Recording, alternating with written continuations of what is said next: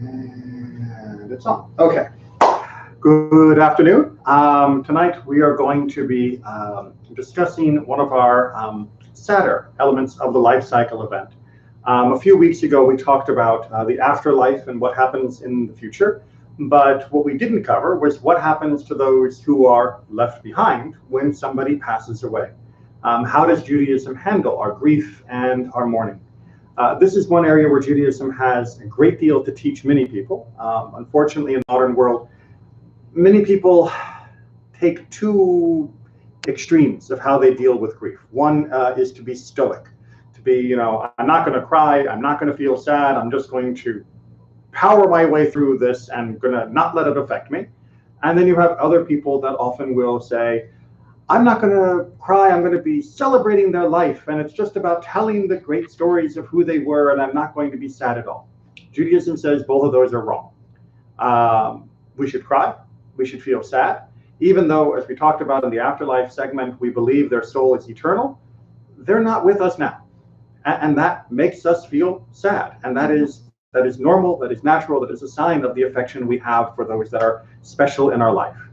And although we do want to remember and retell the happy stories and the good parts of their character, we have to allow our grief to happen before we can be able to continue doing that long term as a way of remembering them positively. Grief denied is just grief delayed. Now, a person will always feel broken for the loss of a loved one, and if you don't take time to accept that brokenness, you'll never actually fix it. So Judaism has a whole system of how we go through the grieving process to, well, as you'll see, almost force us to feel bad in order that we will eventually feel whole and feel recovered from our grief. So that's our topic for tonight. Ready? Okay. So grieving begins, in a sense, before burial, but it is also delayed until burial. In Judaism, we tend to bury as quickly as is considered dignified for the deceased. So if somebody passes away on a Tuesday, if you are living in, for example, Israel, where the government and facilities are arranged to handle this type of situation, the burial may be, if you were passed away Tuesday morning, the burial could be Tuesday afternoon, literally on the same day. If it needs to be delayed a little bit, it'll be the next morning. Now, Israel is a small country, which means friends and relatives don't have very far to go. Israel also has the staff to handle the immediacy of a burial without additional notification. Outside of Israel, there is usually a little bit more of a delay, but still, burials usually happen a day, 2 days after the person has passed away, as long as there are no unforeseen complications. Occasionally, we will delay it long enough for beloved family members to come in from out of country or out of state. A very real concern here in the US, where distances are quite large for many families that we're spread around, but we only delay it for the purposes of the deceased. We don't delay for the convenience of the mourners or for the convenience of having the best time for a funeral. So if it means that the service is going to be on a Friday morning, we have the service on a Friday morning, even if Sunday afternoon would have been more handy and not interrupt work schedules. We schedule for the honor of the deceased. Make sense? Somebody who is in this period, the period is known as aninut, has a number of interesting restrictions and requirements. So before we get into that, I should point out that mourning in Judaism is a mitzvah. It is a commandment, and it is considered a commandment for our parents, our siblings, our spouse, and our children.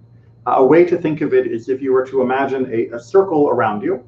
The people who are in your immediate circle are people for whom you must go through the grieving process. So your parents, your siblings and spouse, sort of on the same generational level as you, and then of course one's children, which would be on the immediate generation below. Grandparents, grandchildren, uncles, cousins, there is no obligation to mourn for them. Now, when we speak of mourning in this case, we're talking about taking on the specific forms of Jewish mourning, which, as you'll see, do demand much of an individual. And what Judaism is concerned with is that if a person mourns through the official style of Judaism, for every person, every friend, every loved one, every acquaintance, that it would become burdensome to them. It would also dilute the emotional benefit for when they are mourning for their closest loved ones. Plus, it can sometimes be misappropriation. So, for example, the question that will often come up is whether a grandchild can take on mourning for a grandparent. And I'll counsel usually that it's not a great idea, because sometimes that will then mean that the parents, the child of the deceased, will have to spend time consoling the grandchild, who is now mourning fully as though it were their parent. And that means the parent, the one in the middle, is not able to mourn for their actual mother or father because they're too busy trying to take care of their child.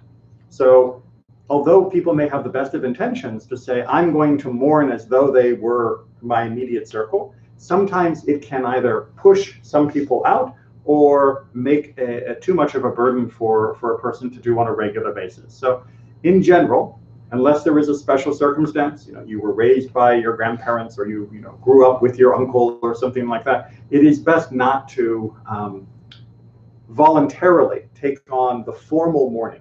Mourning, however, I should point out, in Judaism is different than grieving. Everybody can be sad, everybody can grieve, but the specific requirements that we'll talk about of the commandment of mourning, those are reserved for the people who are in that immediate circle. Make sense? If it doesn't, ask questions. Okay. So if you are one of those people, if you are in that immediate circle and the person has passed away and the burial has not yet taken place, you are called an onet. That is the title that a person has in that time period. And during that time period, they do not eat any substantial meals. So a person passes away on Tuesday, the burial is going to be on Wednesday afternoon. Tuesday night, you don't go to a fancy restaurant. Tuesday night, you don't sit down and have a giant feast with your family before the burial. It may sound strange, but sometimes people think, well, everybody's in town for the funeral, maybe we should do this. No. Eat, of course, right? We don't fast, but don't make the meal into a big deal. We don't eat meat or wine. Those are considered to be sources of gladness, and we would never want to artificially make ourselves feel happier during this time period by eating those foods that will chemically make us feel happier. We do not say the Shema, we do not wear tefillin, and we don't do any of the other positive commandments during this time period, meaning that our full attention should be focused on preparing the person for burial and making sure those arrangements have been done. So even things that are normally daily requirements for a Jew, during this window between death and burial, we are not responsible for doing. Our sole responsibility is taking care of the deceased. We don't have marital relations, meaning intimacy. We don't go for bathing. Hygiene, yes, but not like, a nice relaxing bubble bath. Nope. We don't anoint. Anoint is the fancy way of putting on perfumes or fragrant oils or things like that. We don't do joyful activities. This is not the time to fire up the video games or to go out to a sporting event with friends. We don't get haircuts. We don't shave.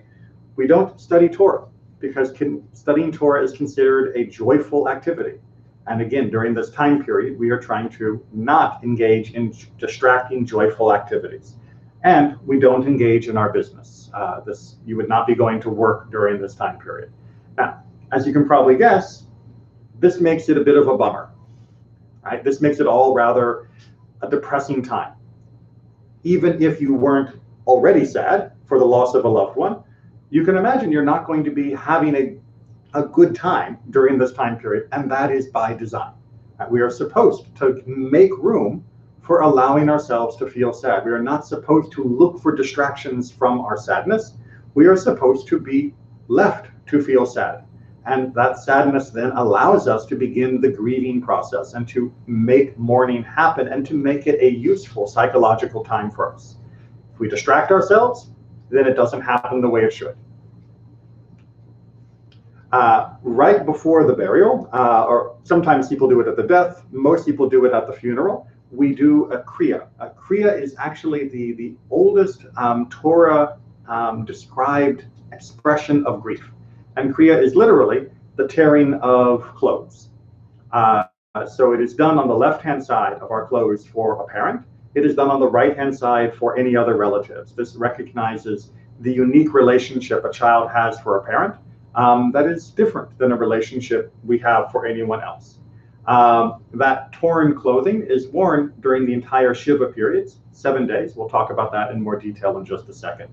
When we do the tearing, we say a blessing. The Baruch Atah Adonai Eloheinu Melech Haolam, the standard introduction for any blessing, Dayan Ha'emet, which means the true judge. We are basically trying to say that we recognize that this person's death is still part of God's justice, is part of God's world. That this is not God betraying us. This is not God turning his back on our loved one. This is how the world simply works, that death is part of the natural world that we are also a part of.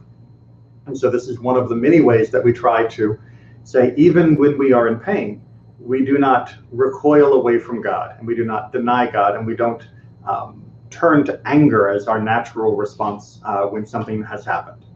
Now, after the Shiva period, which we'll talk about, you can do a stitch for clothing and to close up the hole. After Shloshim, which is 30 days, we'll talk about that in more detail as well, you can actually fully repair. Now, if it was a tear for the parent, you can never do a complete and perfect repair. It always was left slightly imperfect on your clothing forever. In the ancient world. Nowadays, I am willing to bet that no one in this room made their own clothes, right? You guys didn't get out the sewing machine and make your own clothes, right? And I really am sure no one in this room made your own cloth, right? No one here was like weaving their cloth on a loom, right? No. So in the ancient world, that's how people made their cloth. What happened? It just decided to go to sleep. Thank you, computer. Okay, let me bring this back up and then I'll get back to telling you about cloth. Are we good? Come on. Remember how I said it was working so well tonight? Should have kept my mouth shut. Now, we don't believe in jinxing or anything like that. Okay, let's catch up to our thing. All right, so in the ancient world, people make their own cloth, or maybe the guy in the village would make cloth and you would buy it from him. And then you would make your own clothes, or maybe occasionally someone else. But the clothes were all very rough. And that meant you could literally see each line of the weave of your clothing. I mean, nowadays, if I want to see the different lines of thread that are making up my cloth, I've got to really look carefully, or maybe even get a magnifying glass. Back then, no magnifying glass needed. So stitching and repairing was perfectly normal, perfectly natural, and tearing was really, really easy. You have to imagine all these homespun fibers. Tearing that stuff is easy. Tearing this shirt right now, I think no matter how hard I tried, I probably could not tear a gash in this pocket. It's just beyond the strength of these hands. So that means that most people nowadays will often wear a special piece of cloth or ribbon that they can then actually tear to be able to do the mitzvah. So you'll see that very common. People will have a black ribbon, and when we do the mitzvah of kriya, we'll tear the ribbon rather than trying to tear a clothes that simply will not tear.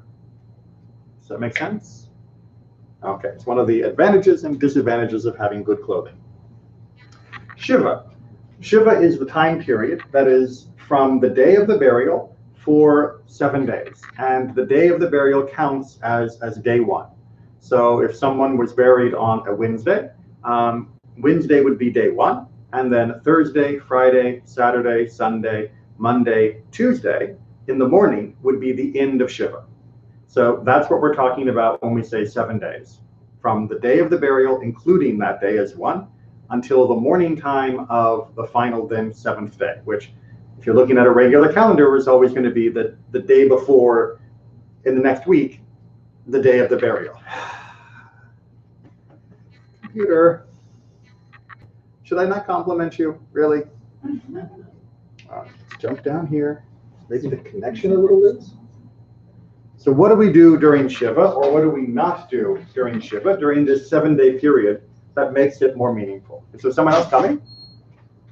Use the restroom. Oh, okay, I'm sorry. So the most notable thing that happens during Shiva is we stay at home. We stay at home. It's not exactly like becoming a shut-in, because as we're going to see, you are visited by many, many people. But this is a way of saying, I'm not interested in my work, I'm not interested in going out shopping, I'm not interested in doing anything else in the rest of the world. I'm just going to stay home and mourn. I'm going to stay home and grieve. Now, because you're staying home, and because there is still an obligation for participating in prayer, the community responds by bringing the services to you. So you'll often hear people talk about Shiva Minyan, which means a Shiva service. And in fact, there's one this evening for one of our members of our community who passed away this week. And right after class, I'll be going to conduct the service there. And the whole point is that the community will join you in your grief. We're not expecting you to come to us. And that joining, that visitation by the community of a person in their place of grief, just making sure this isn't a technical issue, no, it's fine, is a very powerful sign of support and of assurance to the people that are mourning. Now, during this time, we also have a lamp or candle that is lit, and it just remains burning for 7 days. There are special Shiva candles that last for 7 days. There is also a custom to cover mirrors. Mirrors were considered to be a joyous activity, because when you look in the mirror, you are getting yourself ready, oftentimes for intimate things, but sometimes just to focus on your own appearance while grieving. How I look is not my #1 concern. And therefore it is common to cover the mirrors. Of course, no marital relations, no bathing, anointing, or leather shoes. Leather shoes were considered a sign of arrogance, of being pompous. And so, of course, while we're grieving, we're not going to be trying to look all fancy and special. So we don't wear leather shoes. As we continue before, of course, no festive meals, no purely social activities. This is not the time to go to the play. This is not the time to go see a movie. This is not the time to go to your friend's housewarming party or the bridal shower or something like that. This is not something where you're going to just go and have fun with your friends. No haircuts and no shaving. The letting of a hair grow long was considered a sign of mourning for most of the last 3,000 years. And so we allow it to continue to grow. We don't go in for our jobs. We take the week off of work, and we don't try to conduct any of our business. So no cheating and doing it by email or remotely. It is also customary to sit on the floor, or if that doesn't work for you, a low stool. This is again a sign of discomfort and humility, and it puts us in the right frame of mind for our reflection. And we also do not wear freshly pressed clothes. This is not such a big issue nowadays. Most of us don't wear freshly pressed clothes ever. I've got a few suits I get pressed occasionally, but in the old world, that was a more common thing. When you were cleaning your clothes, you would then heavily press them, and then that would make them more wearable. Again, they had a very different cloth style than we did. Nowadays, we have wrinkle-free, and it's not such a big deal. But the idea was you were not supposed to wear your best during the time of Shiva. And for them, that was pressed clothes. For us, we would find other things that would be our best, that we would simply just not be putting on. Right? This is not the time for all the makeup and perfume and all the other fancy things we do to look great. Make sense? Okay. Can you see why you would feel miserable if this is what you had to do? Even if no one had died, just imagine taking a week and having all of these limitations on you. You would probably feel pretty lousy during that week. That's the goal. I know it sounds counterintuitive that Judaism would design something that would deliberately make you feel lousy, but the idea is sometimes you have to make a person feel lousy so they will admit that they feel sad.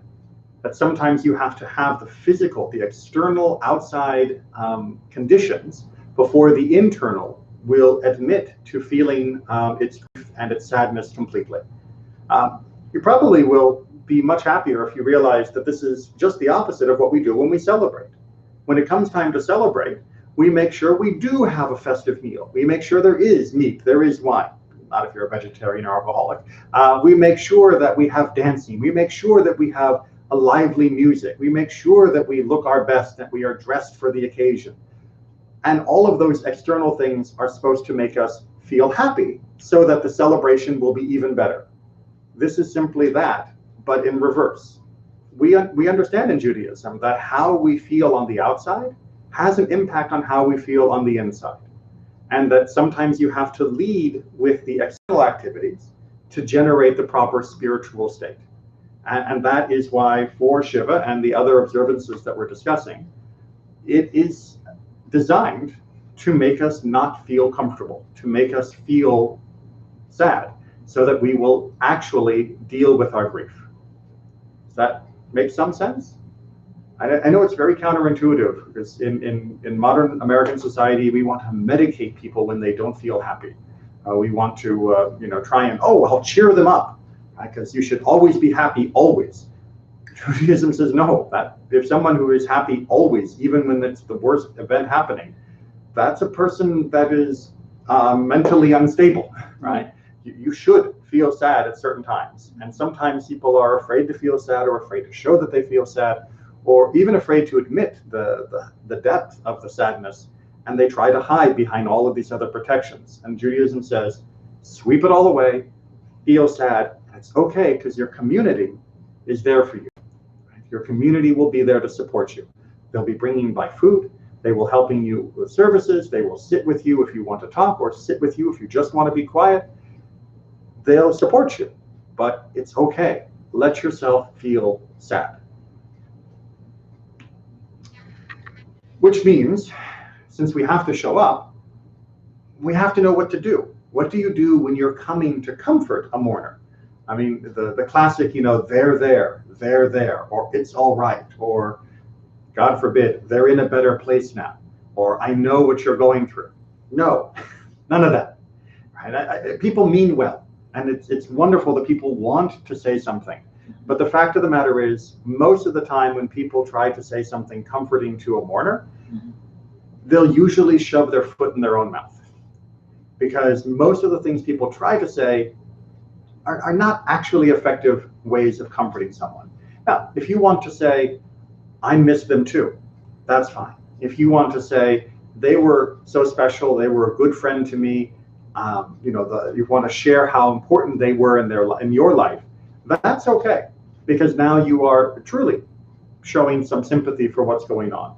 But anything that tries to just say, it's okay, is very unhelpful. Instead, Judaism gives you a phrase. It says, this is the official thing that you can say. And when you've said it, you have said all you need to say, unless the mourner wants to continue the conversation. Mm-hmm.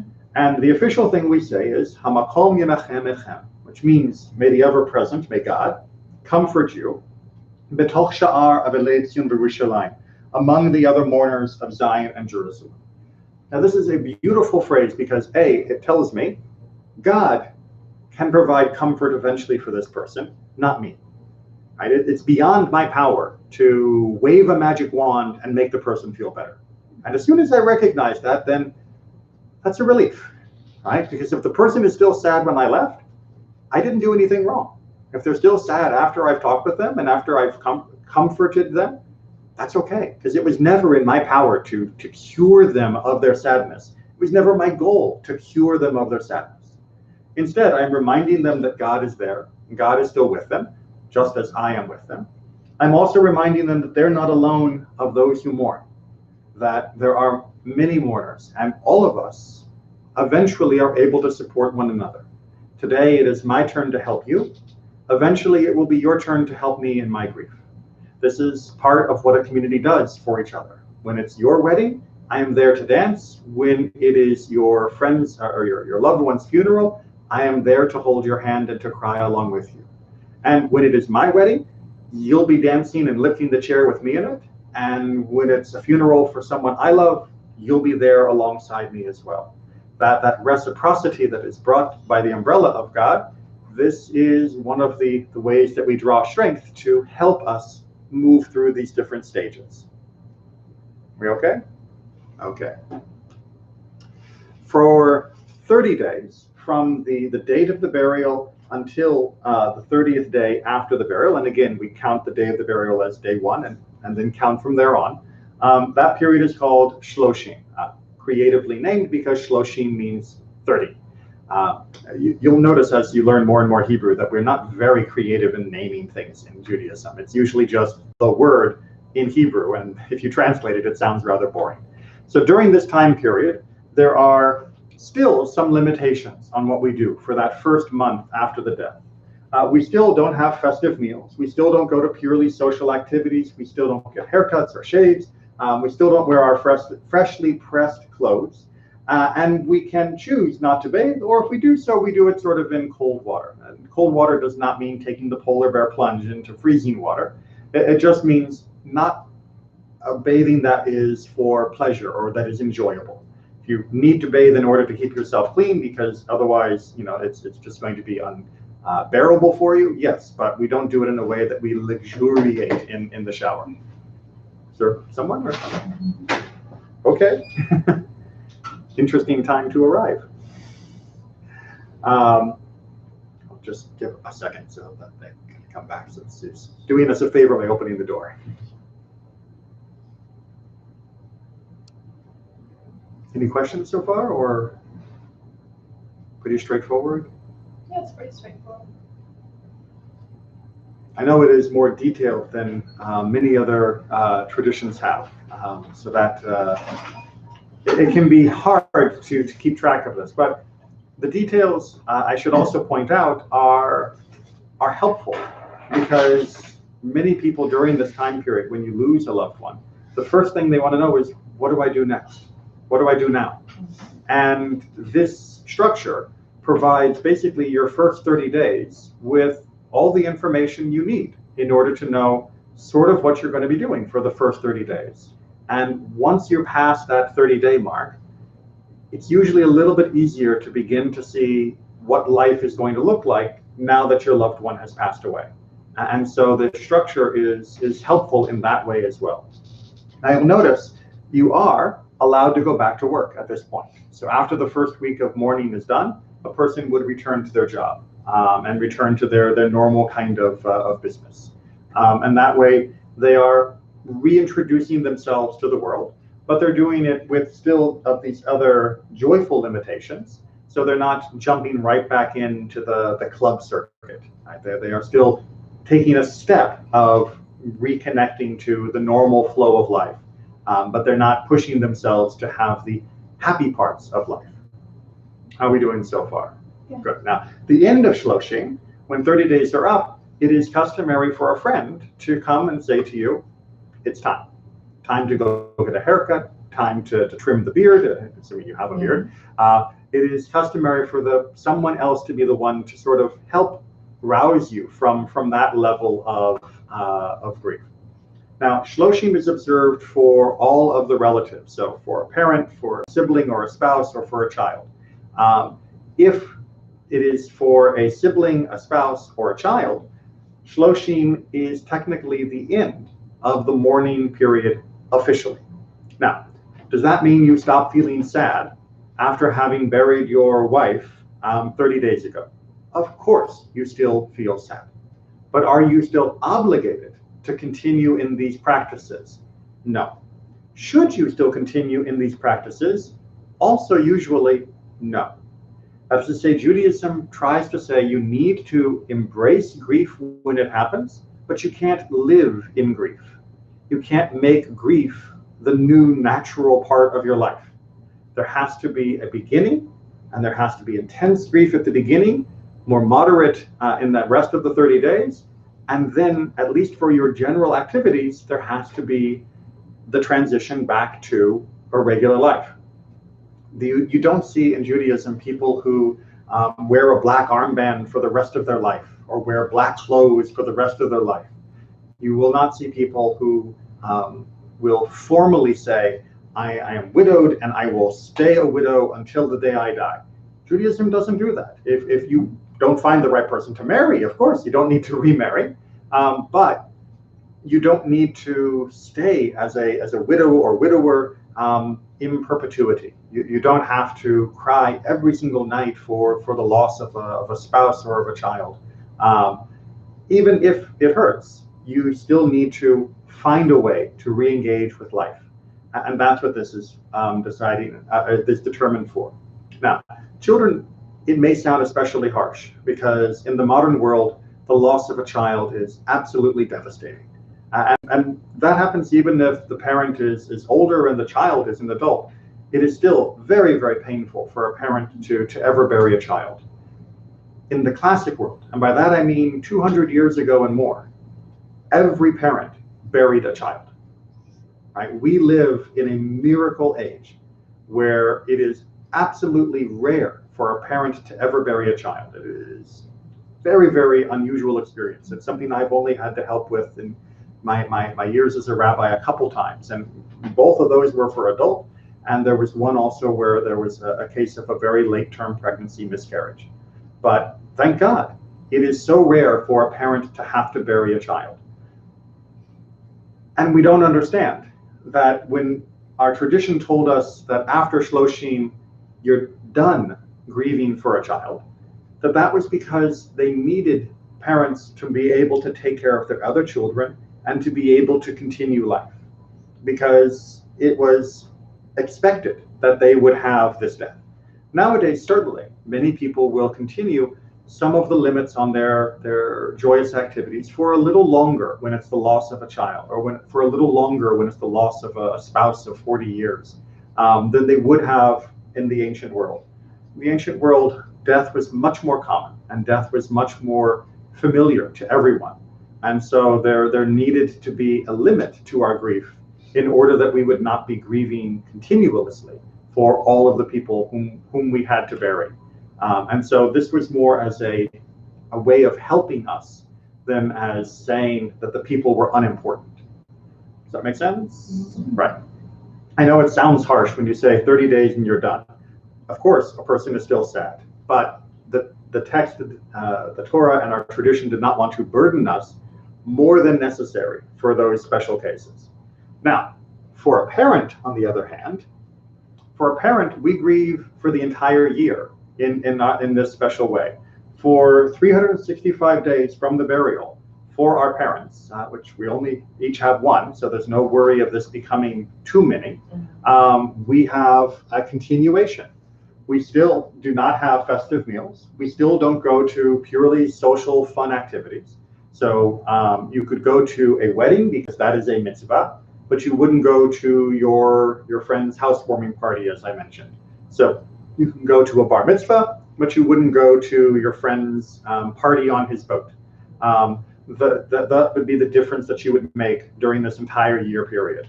And that is part of how we say thank you and how we show the importance that a parent has played in our life, above and beyond all the other people that are special to us.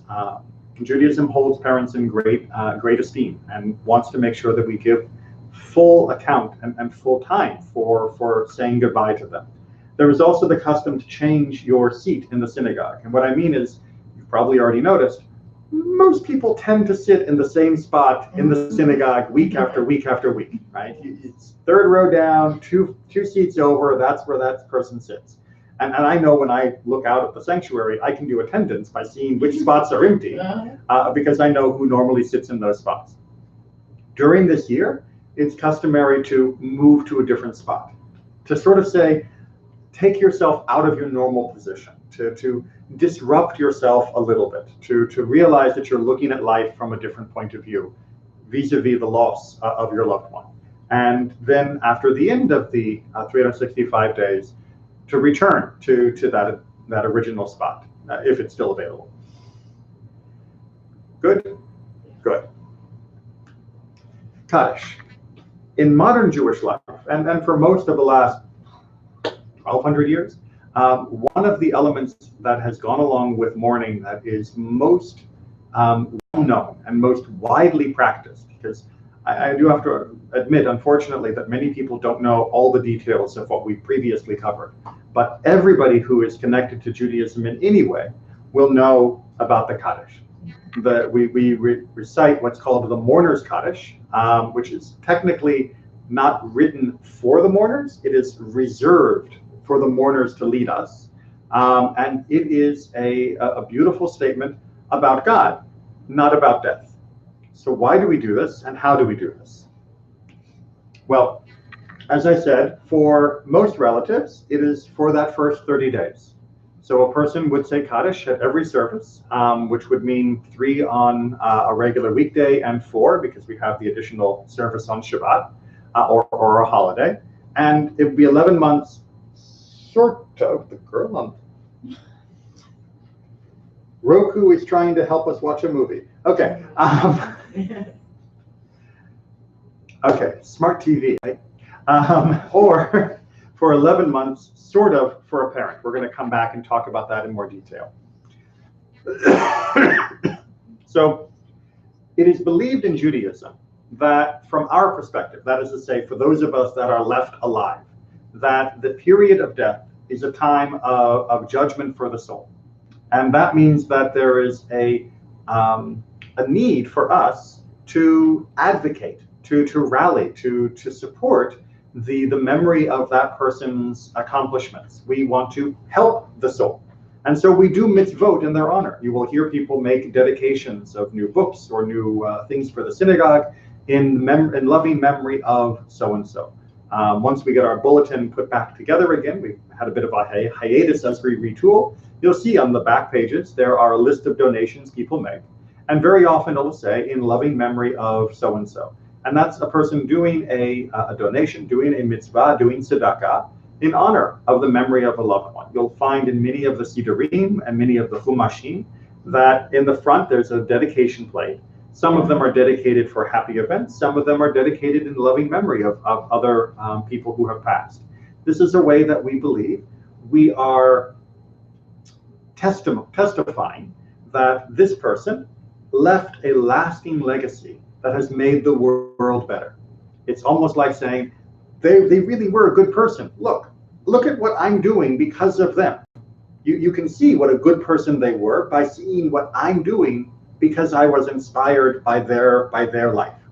And this is a way that they continue to have an impact, even though they're no longer physically with us. And it's kind of like giving a character testimony in a trial and saying, Your Honor, Mr. So-and-so is really a great guy. Let me tell you what he did. Or Mr. So-and-so is really a great guy. Let me tell you what I've done because how much I honor him. It's a way then for us to support these loved ones. Now, since our parents, of course, have had the greatest impact on us, and they are whom we have the greatest respect for, when we recite Kaddish, we should be reciting Kaddish for the whole time of the period of judgment, which would technically be 12 months.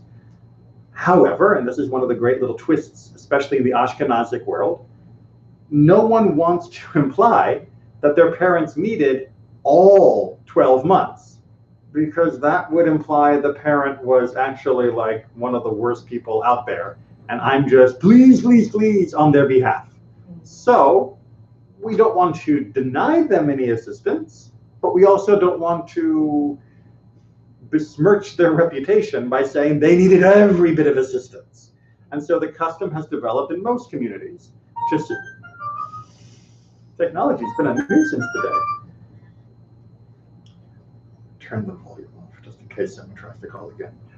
So the custom has become to say Kaddish even for parents for 11 months. We still do the other mourning restrictions for the full year, but we stopped saying Kaddish on the 11th month anniversary, 11-month date since the burial. Does that work out? People can see the logic there. Right? We want to do as much as we can, but we don't want to do so much that it's an insult. Good. Now, the Kaddish is seen as a central statement of faith. Now, the Kaddish is actually said multiple times during an average service. It is a statement of God's greatness and a statement of God being beyond our ability to state how wonderful God is. It's a statement of our own limitations. Because this is a way for us to sanctify God's name, it requires a minyan, which means 10 Jewish adults. And because that way we are declaring God's greatness publicly, right? If you say it just by yourself, then who are you telling? Right? Yourself?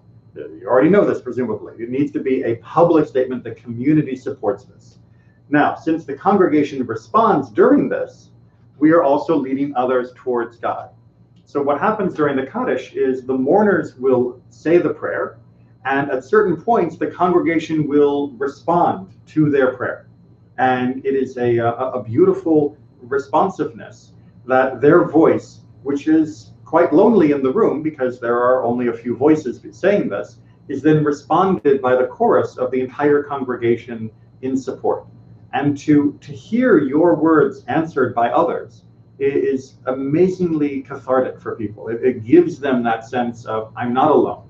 I may feel like I'm alone when I stand and say my grief and say this prayer, but when I hear the community respond, I'm not alone. They are here, and that gives great comfort and great solace to people in this situation. Good. Good. The Kaddish also forces us to be with others rather than being alone. Because it requires 10 people, this is something that you need to come to the community for. During the first 7 days, during the Shiva, as I mentioned, the community comes to you. But after that, you come to the community. And this is a great way for people to break out of the tendency, in some cases, of staying at home and being completely miserable all the time. Of course, we're not going out to the rock concert and the comedy clubs and all of that, but we are still connecting to other people. And this provides a good avenue. It also demands us to confront our feelings about God. When we say, Yitkadal v'yitkadash shemei Rabbah, that great and amazing is God's magnificent name, we have to then think, well, wait a minute, what do I actually feel about God right now? Am I angry at God? Am I accepting of God? Am I resentful of God? Am I bitter at God? Am I ignoring God? Am I hiding from God? Or am I afraid of God? How do I really feel about God? By forcing people to say this over and over and over, they can't ignore those questions. They have to begin to wrestle and try and find some answers for themselves. And it also makes people participate in public daily prayer, which means that they are ensuring that they have time for reflection. And for many people, this is one of the healthiest things they can do, because by daily setting aside a time for reflection, which we've talked about in general is a good thing, but for daily doing it, especially during grief, it gives us a time each day to actually feel and take stock. How am I doing? How am I feeling with this? Where am I in this process? And what do I need? Am I taking care of myself? Am I letting others take care of me? Is my life beginning to rebuild in a way that I can see a path forward? And having this time together with the community is a very healthy step. And the Kaddish, because it requires that community, forces us to be in that place. Okay, that's what I thought. I thought we were done. So that is the basic structure for mourning. Do you have any questions? Yes. On those 7 days, is Yes. it true that the community that goes to your house, Yes. it has to supply you for food too? So have to is a bit of a strong word, Okay. but customarily will, right? So It's like people. kind of tradition. Well, so the idea is that we know that when you are sad, the last thing you're thinking about is cooking for yourself, right? The last thing you're thinking about is even eating. And so it is customary for us to then bring you food. Now, again, we're not bringing, the fanciest, ice cream cake or something like it's a birthday party, but we're bringing food for you to make sure that you eat, to make sure that you recognize that you need to keep eating, and to make sure you recognize we're here to help. So yes, it is customary to bring something, so that the mourners will make sure they take care of themselves, and make sure they'll let us help them take care of themselves. And then, as you said, after the 30 days, After Shloshim, yes. after Shloshim, you can just go out there, like, like to continue your regular life and you start working? Yeah, well, you can start working after 7 days. Okay. You can go back. You don't need to take a month off of work. It's the 1 week off of work. And if it's absolutely essential, you can even go back to some level of work of, like, answering emails or something after 3 days. But 7 days is really what it should be. But after 7 days, you can go back to work. But we still have the limits during the 7 to 30 of not having the social frivolous activities. And then, of course, for our parents, that's stretched out for the whole year. I used to, well, where I work, there was a gentleman that over 2 months ago didn't know his wife was suffering of cancer and passed away. But she was battling for 8 years. Wow. Yeah. So I always talk to him, and I know he has a Jewish background, but never heard of anything about this. But it didn't come up in the conversation. Never. So I found out later, that his wife passed away, but he never came back. So I don't know, he really just decided not to work anymore. I'm just curious because for us, so sometimes people get really affected. Well, and at a certain age, I don't know how old he was, but if someone was, I think it must be his 50s. So maybe he decided that it was time for a complete change. Or, perhaps they had, maybe he was moving to go live with his children in another part of the country. The death of a spouse can radically change how a person is going on with their life. But that would have been a personal choice. That wouldn't have been because of Judaism. And also he left. He was so very grateful with the company that he sent a letter, beautiful letter, with a picture of his wife and the whole family. And he said so many nice things about how we should appreciate family every day and tell them how much they love them. It just made me cry because when I read it, everybody who read the letter, because they put him in the bullet, everybody was crying because it was so, full of feeling, that, to me, I think he just decided to change because, it was too strong. He never expected that she was going to pass away that quick because she battled for 8 years. And I think that what happened was, as I understood from other people, that she was in remission and he came back, but he came up too aggressive. Right. And he took her away from him, So on that topic of, appreciate your family and spend time with them. The very famous quote is, when someone reaches the end of life, no one ever says, "I wish I spent more time in the office." Right? Everyone says, "I wish I spent more time with my family. I wish I spent more time with my friends. I wish I spent more time doing the things in life that really matter to me, rather than just doing my job." So with the death of his wife, he may have realized, you know what? I've got family. I've got other people I need to be doing more with. And you never know when death may happen. So today I'm going to be doing it. Yes, I think that's what happened to you because I haven't heard anything from him. That's based on the letter. That would be my guess. I don't know him, obviously. But yes, but I hope that he has found a way to create a life that now allows him to keep going forward, but in a way that is honoring her memory, but also giving him good years as well. Yes. Other questions about this? Of course, whenever a person is in need of help during grieving process, please contact me so that I can help give more information, help guide in the specifics that may be needed regarding burial or mourning or other things. So one of the, I'd say, top topics of questions I get from congregants has to do with how to deal with grief and mourning. It is where people often will turn to the tradition most strongly. Most people don't ask me what to have for dinner. Most people don't ask me how to do the party for their bar mitzvah. People will ask me, how do I handle the burial of my loved one? How do I handle the Shiva? How do we handle Shloshim? Those questions are where people really do turn to our tradition because our tradition works. This is one of the easiest places that I can point to in Judaism and say, see the wisdom.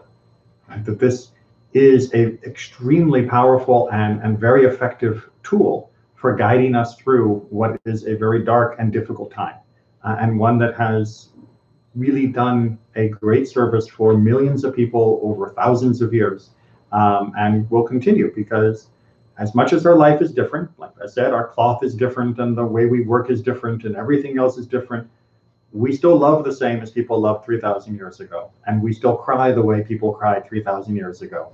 And this still works for helping us to come through that. I have another question. If the person, who, like for example, you're now in the moment just to pass away. Right. And you leave a paper, how you want to be, like a funeral. Yes, the advanced directives, yes. Uh-huh. You can do that? Of course. Oh, yes. And actually, I recommend to people that they, both at end of life, you should have given instructions to your loved ones of, this is how I want to be cared for, and this is what I want you to do if I am in vegetative state or other things. And I'm happy to help people draw those documents up. But you should also make arrangements with the funeral home for yourself and for your spouse or for others, so that your children or other family members don't have to guess what your wishes are. Because putting a person in that position, like I said, nowadays where death is so rare for most of us, it makes it very hard for people to make those decisions. And there will always be some doubt of, well, is this really what mom wanted? Is this really how dad wanted us to do this? And you want to remove that doubt, remove that burden from your family and loved one, and let them be able to just grieve rather than worry about all the paperwork and all of the other details. So yes, any advanced planning you can do, whether it's just a direction or whether it's actually, I bought the plot, bought the casket, got everything scheduled, however much detail you're comfortable doing, the more you do, the better it is for your family. And make things easier for the families. Huge difference. Huge difference. It's good to know. I have a question about burial and funeral. Is there anything that Jewish people do differently? Like, do they do open casket or? So customarily in the modern times, we don't do open casket. Actually in Israel, we don't do caskets. In Israel, people are still buried in a shroud. The body is wrapped in a cloth after they have been prepared by the Hevra Kadisha. The Hevra Kadisha is a volunteer group, usually volunteer, that will prepare the body according to Jewish ritual, and then they'll be buried. Now, in America, everywhere that I know of requires a casket, but the casket is meant to be as simple as possible to allow the body to return to the earth as easily as possible. So we don't go for metal caskets, we don't have lead-lined caskets, we don't do embalming, we don't do anything like that. Embalming is not required? Embalming is in fact frowned upon.